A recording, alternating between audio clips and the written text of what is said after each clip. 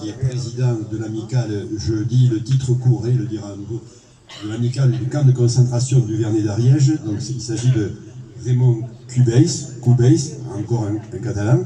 Et donc il intervient aujourd'hui au titre plus large du CIMER, qui a été mentionné dans l'intervention de José Gorges, le Centre d'investigation et d'interprétation de la mémoire de l'Espagne républicaine, dont le siège est en gare de Bordeaux, c'est-à-dire la gare qui alimentait, entre guillemets, dans les deux sens, le camp de concentration de Sept-Fonds. À qui est cela ?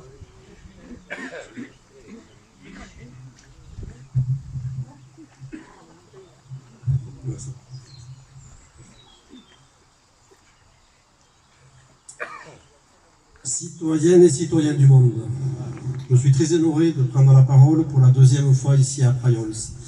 Merci à Janine Garcia, à Henri Farini et aux membres de l'amicale des anciens guerrieros espagnols en France. Ce discours est un discours d'un citoyen président en colère. Colère quand le préfet du Tarn-et-Garonne autorise la construction d'une porcherie industrielle de 5000 porcs sur le site même du camp de concentration de Sept-Fonds, alors que ces vestiges sont inscrits à l'inventaire supplémentaire des monuments historiques. Quelle honte de permettre que les excréments de ces 5000 porcs recouvrent la mémoire des 30 000 républicains espagnols internés dans ce camp de concentration. Colère quand le citoyen maire de Foix, Norbert Meller, installe une plaque en l'honneur d'un tortureur, au lieu de rendre hommage aux guerrilleros espagnols, unique libérateur de Foix, dirigé par leur commandante Roy. Heureusement, ces colères n'empêchent pas de mener à bien le travail d'histoire et de mémoire nécessaire à l'amicale du camp de concentration du Vernet d'Ariège et au centre d'investigation et d'interprétation de la mémoire de l'Espagne républicaine, autrement dit le CIMER. Son siège social se trouve dans la gare de Bordeaux, qui desservait le camp de concentration de Sept-Fonds de 1939 à 1944. Notre travail a mis à jour les liens qui ont existé entre ces deux camps de concentration français, notamment quand les 20, 21 et 22 septembre 1939, l'administration française a décidé de déplacer 7276 Espagnols du camp de concentration du Vernet d'Ariège vers celui de Sept-Fonds. Une circulaire précise, je cite la circulaire, 385 réfugiés classés travailleurs ont été maintenus provisoirement en vue du nettoyage et aménagement au camp du Vernet. Cet aménagement, fin de la citation, cet aménagement a consisté à cloisonner le camp en 3 quartiers afin de répartir les étrangers indésirables qui allaient y être internés en fonction de leur motif d'internement, droit commun, politique et autres.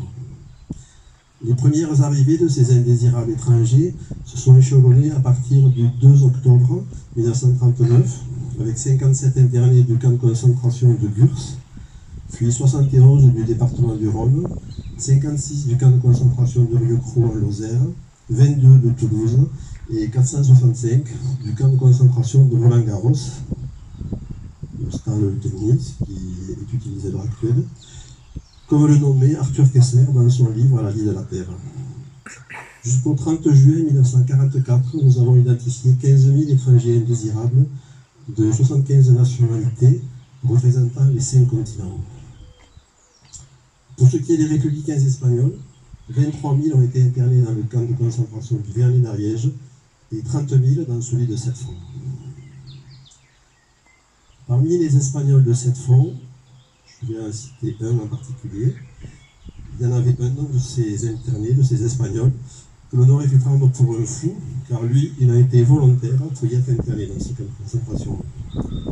En fait, il n'était pas fou, il était psychiatre, et sa démarche était totalement altruiste.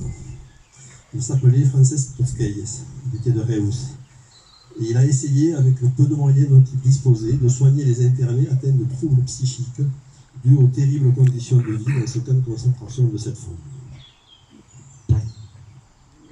Quand Paul Balvet, qui était docteur à l'asile de Saint-Alban-sur-Limagnol en Lozère, a entendu parler du travail qu'effectuait Tosquelles à Sept-Fonds, il lui a proposé un poste dans son asile. Francesc Tosquell y est arrivé le 6 janvier 1940. Quand il découvrit que les pensionnaires étaient soumis au rationnement, il prit une décision audacieuse.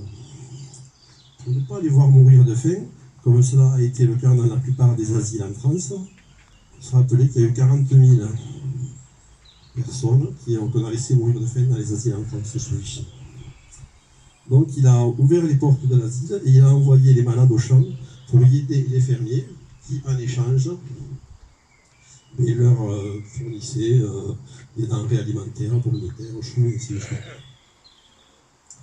Cet asile aussi est devenu un lieu de refuge pour les clandestins et des personnes recherchées par les nazis et leurs sbires zélés de la milice pétiniste fasciste. Il a été creusé pour la résistance en Moselle. En novembre 1943, parmi les gens qui s'y sont réfugiés, figurent Paul Éluard et sa femme qui ont dû fuir Paris après la parution du célèbre poème Liberté. Ils ont donc trouvé refuge à Saint-Alban. Ce poème a été parachuté à des milliers d'exemplaires par les avions britanniques de la Royal Air Force au-dessus du sol français. Comme quoi les mots sont aussi une force qui peut redonner de l'espoir ou inspirer la peur. Paul Éluard, après avoir découvert le cimetière qui jouxtait l'asile de Saint-Alban, a écrit un poème intitulé « Le cimetière des fous ». Il y a 2 ans, lors de la visite de l'exposition consacrée à Francesc Tosquell au musée des amateurs de Toulouse, ce poème m'a fait penser au cimetière du camp de concentration du Vernet d'Ariège, appelé lui le cimetière des oubliés de la Toussaint. Ce poème de Paul Éluard est gravé sur une stèle au cimetière de l'asile de Saint-Alban-sur-les-Magnoles.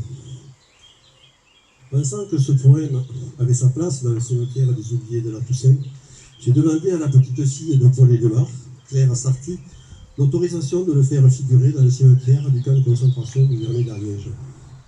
Elle m'a répondu qu'elle était d'accord et que son grand-père aurait approuvé ce projet. Je finirai mon intervention avec la lecture de ce poème, qui s'appelle « Le cimetière des fous ». Ce cimetière enfanté par la lune, entre 2 vagues de ciel noir, ce cimetière archipel de mémoire, vit devant fou et l'esprit en ruine. 300 tombeaux réglés de terre nue, pour 300 morts masqués de terre. Des croix sans nom, corps du mystère.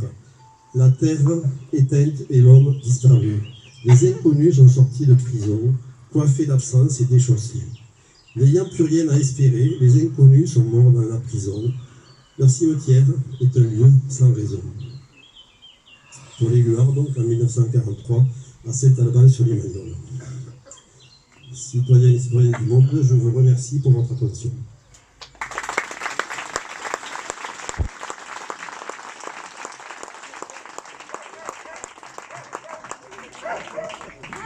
Pourquoi les associations mémorielles sont productrices de savoir et aussi de partage.